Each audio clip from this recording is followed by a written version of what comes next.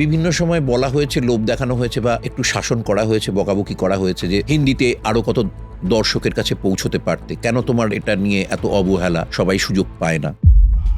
আচ্ছা, ঋত্বিক রোশনের মা কি তাকে একই রকম বকাবকি করছেন হলিউডে না যাওয়ার জন্য?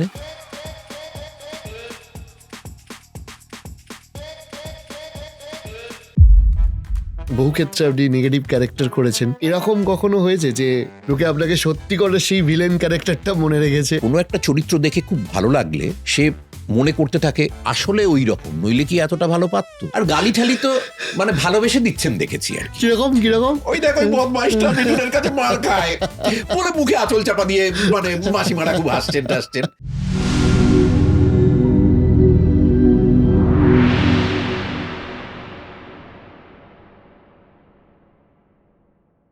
এটা আমি দেখেছি যে ধরুন একই দক্ষতার একই ধরনের, মানে আমি যদি আমাদের ফিল্ডের কথা বলি, যে ধরুন কোনো কন্টেন্ট ক্রিয়েটার, তিনি একটি কন্টেন্ট তৈরি করছেন, শুধুমাত্র কেউ যদি বাংলা বা কোনো রিজিওনাল কন্টেন্ট ক্রিয়েট করেন, তার ভিউজ প্রচুর থাকলেও মানুষ তাকে রিজিওনাল কন্টেন্ট ক্রিয়েটার বলে।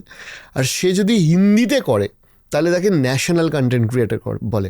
অর্থাৎ হিন্দি বা কিছু ক্ষেত্রে ইংরাজিটা জানলে তার ফলাফলস্বরূপ যেটা পাওয়া যায় সেটা অনেক বেশি একই এফর্ট দিয়ে। তো সেটা তো নিশ্চয়ই আপনাদের অভিনয়ের ক্ষেত্রে আপনারা লক্ষ্য করেছেন। হ্যাঁ, বিভিন্ন সময় করেছি তো বটে, কিন্তু আমি সেটাতে খুব গুরুত্ব দিইনি। মানে আমাকে যখন মানে বিভিন্ন সময় বলা হয়েছে, লোভ দেখানো হয়েছে বা একটু শাসন করা হয়েছে, বকাবকি করা হয়েছে যে হিন্দিতে আরও কত দর্শকের কাছে পৌঁছতে পারতে, কেন তোমার এটা নিয়ে এত অবহেলা, সবাই সুযোগ পায় না, তখন আমার মনে হয়েছে যে আচ্ছা, ঋত্বিক রোশনের মা কি তাকে একই রকম বকাবকি করছেন হলিউডে না যাওয়ার জন্যে? কারণ তাহলে তো আরও বড় একটা গ্লোবাল স্টারের জায়গায় তিনি পৌঁছতে পারতেন। তা এটা মজা করে বলা, মানে আমি বলছি যে এই হীনমন্যতার দিকে যদি আমি ঘুরে তাকাই তাহলে তো সবসময় সেটা মনে হবে, বরং কত বাংলা ভাষাভাষী রয়েছে যাদের কাছে আমরা পৌঁছতে পারলাম না, সেটা নিয়ে ভাবনা চিন্তা করলে বা ওটাকে যদি কোনো একটা শেপ দেওয়া যেত, ওটার রুটটা যদি বার করা যেত, বা ওটার পোকাগুলো বেছে যদি এটাকেই একটু কি বলবো, সুন্দর করে এটাকে বেড়া ঠেরা দিয়ে চমৎকার করে গড়ে তোলা যেত, তাহলে এটা নিয়েই গৌরব করতে পারতাম। এই অক্ষমতা বা এই দুর্বলতা নিয়ে ভাবতে হতো না যে কেন অন্য একটা ভাষায় আমি অভিনয় করছি না, সেখানটায় পৌঁছচ্ছি না। ওকে, আচ্ছা, আপনি কি কোনো ধরুন এই যে বলিউডে কাজ করেছেন, হিন্দি বা বাংলা ছবির ক্ষেত্রে প্রফেশনালিজমের কোনো ডিফারেন্স দেখতে পেয়েছেন? আমি শুধু টাকার অঙ্কের কথা বলছি না। ইকোনমিক্স আবার বলবো, তার কারণ এখানটায় যেহেতু বাজেটের একটা ব্যাপার থাকে, এখানটায় হয়তো একটা মিক্স ব্যাগ তৈরি করতে হয়। যে যদি আমি দেখি এই বাজেটের মধ্যে করতে হয়, তখন না ওই আমাদের আইপিএলের টিম বাছার মতো, যে আমার কাছে রয়েছে এতটা টাকা, আচ্ছা এই ক্রিকেটারকে তুলে ফেললাম, এতটা টাকা চলে গেল, তাহলে বাকি টাকা দিয়ে দেখো আর কি করে 10 জনকে বা 9 জনকে ইয়ে করতে পারছি। তা ওই রকম হয়ে যায় খানিকটা। আর ওখানটায় সব কজন শ্রেষ্ঠ মানুষকেই প্রায় প্রত্যেকে বুক করার চেষ্টা করে, কারণ বাজেটটা বেশিরভাগ ক্ষেত্রেই, অন্তত আমি যে প্রজেক্টগুলোয় কাজ করেছি সেখানটায় মানে কোনো ফ্যাক্টর নয়। কাজেই চারপাশে যদি সবকটা প্রতিভাবান মানুষ বা অ্যাভারেজ মানে মানুষের ইন্টারাকশন হতে থাকে, একজন আরেকজনকে ভীষণ সেটা কি করবে। একটু মজার কথায় আসি, প্রায় শেষের দিকেই এসছি। ধরুন বহু ক্ষেত্রে আপনি নেগেটিভ ক্যারেক্টার করেছেন, এরকম কখনো হয়েছে যে দূরে কোথাও গেছেন বা গ্রামে গঞ্জে গেছেন, লোকে আপনাকে সত্যি করে সেই ভিলেন ক্যারেক্টারটা মনে রেখেছে, বা এই ক্যারেক্টার করা নিয়ে কোনো মজার ইনসিডেন্ট? অনবরতই হয়েছে। নেগেটিভ ক্যারেক্টার যেহেতু দীর্ঘদিন, মানে আমি আমার যত ছবি করেছি, অনেকগুলোই ছবি করে ফেলেছি এতদিনে, তার মধ্যে অন্তত 60% তো নেগেটিভ ক্যারেক্টার করেছি। কাজেই তার একটা ইমেজ তৈরি হয়ে যায় এবং মানুষ ওই ইমেজটাকেই আসল বলে ভাবতে ভালোবাসে, কারণ অভিনয় শিল্পটা তার কাছে একটু ধোঁয়াটে, একটু রহস্যময়।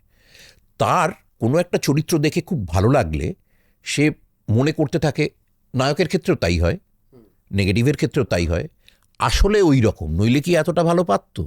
হ্যাঁ, আর গালি ঠালি তো মানে ভালোবেসে দিচ্ছেন দেখেছি আর কি। কিরকম ওই দেখো ওই বদমাইশটা মিঠুনের কাছে মার খায় বলে মুখে আঁচল চাপা দিয়ে মানে মাসিমারা খুব হাসছেন টাসছেন। তো সেটা তখন তাদের সাথে গল্প কাছা করে দেখেছি, মানে তাদের প্রচ্ছন্ন মানে ইয়েই রয়েছে আর কি, সেটার সম্বন্ধে প্রশ্রয় টশ্রয় রয়েছে। এবং কিন্তু তারা এটা আমি- ভাবেন যে সত্যি করে হ্যাঁ, মার আমি যে খায়। খারাপ লোক সে ব্যাপারে তাদের কোনো সন্দেহ না, নেই, নিশ্চয়ই, নিশ্চয়ই। সেগুলো সম্বন্ধে তারা নিশ্চিত। এবং আগে খুব হতো এই কমার্শিয়াল ছবি যখন নাকি মাল্টিপ্লেক্সের কালচারটা আসেনি, সেখানটায় তো মানুষ একটু সিটি কালচার থেকে মানে সিটি কালচার থেকে একটু নিজেকে অদল বদল করে যায়, পুরোটার মধ্যে মনে হয় যে ওটা ঠিক যাচ্ছে না। কিন্তু যখন নাকি সিঙ্গল স্ক্রিনে আমরা ছবি দেখতে গেছি, আমার প্রথম দিকের ছবি, তখন আমি দেখেছি যে আমার এন্ট্রি, মাকে নিয়ে গেছি, গালাগাল দিয়ে ধুয়ে দিচ্ছে প্রায়, মানে সেই ছোটবেলায় যেরকম আমাদের চোখে হাত চাপা দিত কখনো দাদা দিদিরা, প্রেমের দৃশ্য টিশ্য হচ্ছে, আমি পারলে মায়ের কানে হাত চাপা দিয়ে আর কি, যে গালাগালি আর শুনো না তুমি। কিন্তু সেটা আমি প্রশংসা হিসেবেই গ্রহণ করছি। আচ্ছা, নিজের ছবি নিজে লুকিয়ে দেখতে গেছেন কখনো? লুকিয়ে টুকিয়ে দেখতে জানি, আমি টিকিট কেটে দেখি। এখন তো মানে এখন তো প্রিমিয়ার বা ইত্যাদিতে প্রিমিয়ারে প্রচুর আমি কিছু অনেক ব্যাপার সময় আছে। যাওয়া হয়ে ওঠে না, চেষ্টা করি যেতে। কিন্তু কি হয়, কোনো একটা শুটিংয়ের সাথে যদি ক্ল্যাশ হয়ে যায়, আমি বললাম এবার যে প্রিমিয়ার রয়েছে, ছুটি দেবে? এবার যদি ছুটি পাই ভালো, যদি না পাই তাহলে শ্যুটটাই করবো ডেফিনেটলি। তা অনেক সময় এরকম হয়েছে যে দেখতে পারিনি, বা আমার হয়তো বাড়ির লোকজন প্রিমিয়ারে, ওরা পারতপক্ষেই জগতের একেবারেই ইয়ে করতে চায় না, স্ত্রীকন্যা, পরে ওদের নিয়ে হয়তো আমার বাড়ির সামনের কোনো মাল্টিপ্লেক্সে ঢুকলাম, দেখলাম।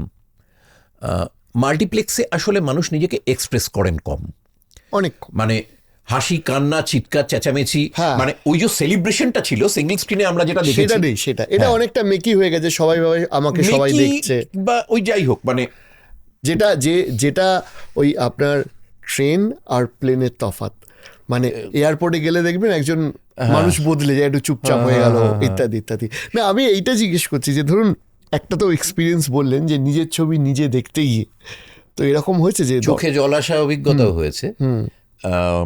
আমি ইউজুয়ালি আমার বাড়ির কাছে যে মাল্টিপ্লেক্সটা আছে, ওরা যেহেতু চিনে টিনে বা এমনিতেও মুখ চেনে, আমি একটাই খালি প্রিভিলেজ দিই যে ওই শোটা ভাঙার পরে ওরা তো সামনের এক্সিটটা খুলে দেয়, আমি একটু ওয়েট করে যাই, কারণ আমি একদম টাইটেলের লাস্টটা অবধি দেখি।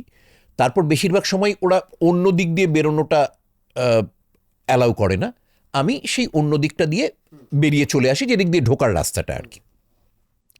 ওপেনটি বায়োস্কোপ দেখতে গেছি, সাথে আমার স্ত্রী কন্যাও গেছে।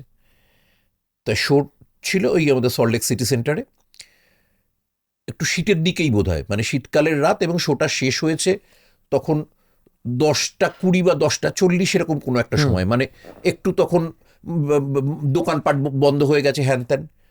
তা আমার কি কারণে সেদিন মনে হয়েছে আর এদিক দিয়ে না বেরিয়ে আমি ওই যে দিক দিয়ে ইয়ে হয়েছে একটু ওয়েট করে গেছি, পুরোটা হওয়ার পরে হল যখন ফাঁকা হয়ে গেছে ওদিক দিয়ে নেমেছি। তার আগে হল থেকে একটা জিনিস করেছিল, আমি একদম পেছনের মিড সিটটায় বসেছিলাম, শোটা শেষ হওয়ার পরে তারা উপরের আলোটা জ্বেলে দিয়েছিল। তা অনেকেই উঠে দাঁড়িয়ে আমাকে দেখেছেন কিন্তু কিচ্ছু বলেননি। এবার তারা বেরিয়ে গেছেন। এবার আমি যখন বেরিয়েছি তখন দেখলাম, কত বলতে পারবো না, কিন্তু একটা বড় অংশের মানুষ, অনেকে চলে গেছেন, একটা বড় অংশের মানুষ যাননি, তারা ওখানটা আমার জন্য অপেক্ষা করছেন, বাইরে আলোটা নেভানো। আমি গেলাম, সবাই হাততালি দিলেন, আমার চোখে জল চলে এলো। আমি বললাম যে আমার জীবনের সব থেকে বড় পুরস্কার, আমি আমার গোটা ইউনিটের তরফ থেকে আপনাদের এই সম্মানটা গ্রহণ করলাম। তারপরে তারা চলে গেলেন। গ্রেট। এর পরে আমার মনে হয়েছে, মানে ওটা সত্যি সত্যি এখনো আমার কাছে, আরো ছোটখাটো এরকম ইনসিডেন্ট তো অনেক রয়েছে, কিন্তু এটা আমার কাছে এক্সপেক্ট করিনি একদম। কারণ আবারও বলছি, মাল্টিপ্লেক্সের উচ্ছ্বাসের ধরন ওটা নয়। এবং যারা ধরুন অপেক্ষা করছে তারা বেশিরভাগই সল্টলেকে যারা দেখতে আসেন না, সল্টলেক তো একটু বৃদ্ধাশ্রমের দিকে চলে গেছে, কাজে একটু বয়স্ক মানুষরা। আমার মনে হচ্ছে যদি আমি এদিক দিয়ে না বেরোতাম আহারে, ওটাও মনে হয়েছে পরে কি অন্যায় করতাম। সোশ্যাল মিডিয়া থেকে আপনি দূরে কেন ব্যক্তিগতভাবে? না না, আপনার কি মনে হয়? আমাকে না কখনো টানেনি এটা। প্রথমত হয়তো যেহেতু প্রি কম্পিউটার জেনারেশন, নতুন গ্যাজেট অ্যাপ এগুলো সম্বন্ধে হয়তো একটা ভীতি বা সাইকোলজিক্যাল ব্লক রয়েছে।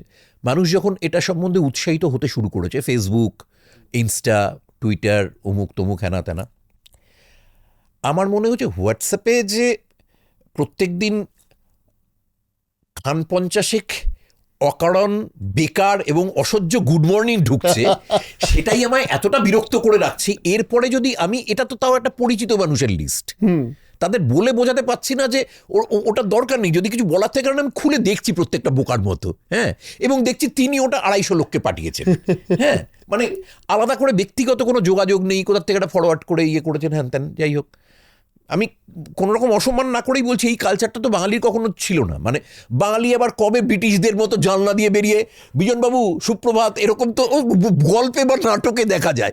এরকম মাঝখান থেকে গল্প শুরু হতো তো বাজারে, তারপরে তোমার ছোট মেয়ের কি খবর বলো, জামাই ফিরেছে, এইরকম একটা গল্প শুরু হতো। সুপ্রভাত বলে তো ছিল না।